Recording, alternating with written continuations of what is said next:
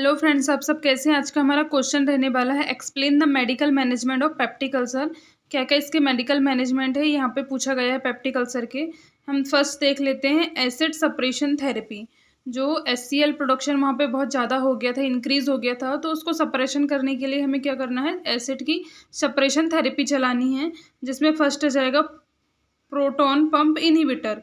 जो proton pump inhibitor drugs होती हैं वो क्या करती हैं, एसिड को सप्रेस करती हैं। जिसमें एग्जांपल में आ जाएगा ओमेप्राजोल, इसोमेप्राजोल, पेंटोप्रोजोल और लैंसोप्रोजोल। फिर नेक्स्ट जाती है H2 रिसेप्टर एंटागोनिस्ट, H2RAP। जो H2 रिसेप्टर एंटागोनिस्ट होती हैं वो भी क्या करती हैं, एसिड प्रोडक्शन को कम करती हैं। जिसमें एग्जांपल आ जाता है रिनिटिडीन।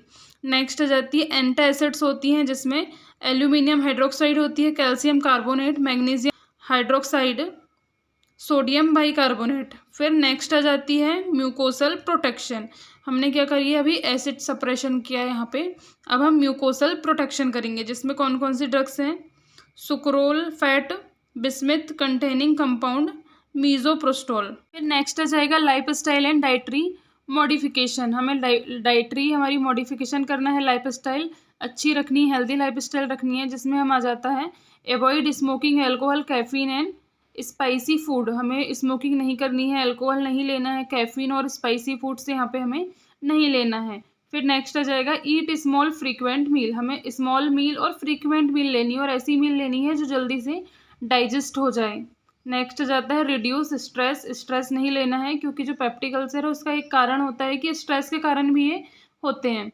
नेक्स्ट आ जाता है मॉनिटरिंग एंड फॉलोअप। हमें मॉनिटरिंग करवाते रहना है, फॉलोअप करवाना है, रिपीट एंडोस्कोपी करवानी है।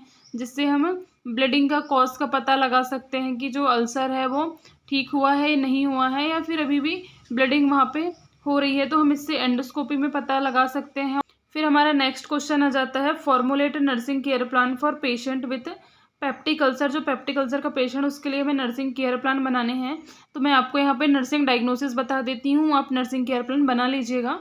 क्योंकि नर्सिंग केयर प्लान तो आप फर्स्ट ईयर से बनाते आ रहे हैं, तो आपको आसानी से आप बना ही सकते हैं नर्सिंग केयर प्लान। मैं आपको डायग्नोसिस बता देती हूँ।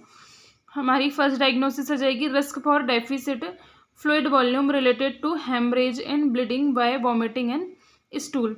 फर्स्ट नर्सिंग डायग्नोसिस में क्या जा रहा है, यहाँ पे जो डेफिसिट हो जा रहा है, जो फ्लूइड वॉल्यूम है उसकी क्या हो जा रही है, कमी हो जा रही है। और किसके कारण हो रही है कमी, रिलेटेड टू हेमरेज के कारण, ब्लीडिंग के कारण, वॉमिटिंग या स्टूल, इन सब चीज़ों से क्या हो रहा है, फ्लूइड वॉल्यूम हमारा कम हो रहा है। नेक्स्ट आ जाएगा pain related to alteration in continuation of gastric mucosa. जो गैस्ट्रिक म्यूकोसा उसमें क्या हो रहा है, कंटिन्यूअस यहाँ पे पेन रह रहा है। नेक्स्ट हमारी नर्सिंग डायग्नोसिस है imbalance nutrition less than body requirement related to changes in digestive process and alteration absorption of nutrition.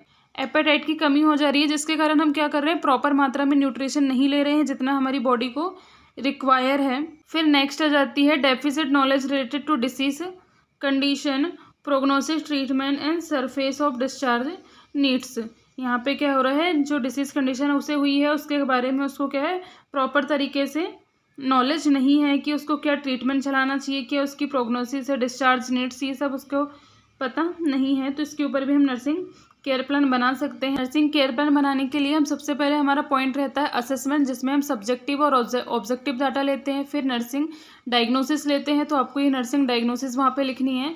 फिर गोल बताना है कि हमारा क्या गोल रहने वाला है। जैसे यहाँ पे क्या है, रिस्क फॉर फ्लूइड डेफिसिट, तो हमारा गोल क्या रहेगा, फ्लूइड वॉल्यूम को बढ़ाना, मेंटेन करना।